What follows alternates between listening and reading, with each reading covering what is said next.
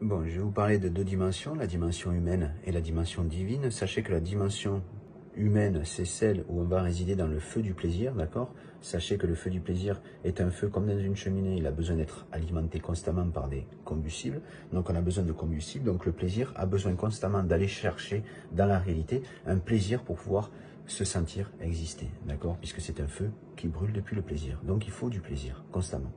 Donc ça, c'est quand on va résider dans cette conscience humaine.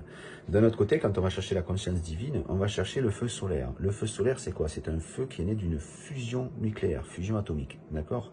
Là, on parle d'un feu solaire, d'une lumière divine. C'est pas un feu qui sépare les éléments, d'accord? Comme le feu a besoin de combustible. Là, c'est un feu qui n'a pas besoin de combustible. C'est un feu qui parle de fusion. Donc, la pensée née de cette fusion nucléaire va donner la pensée divine, la lumière divine, d'accord?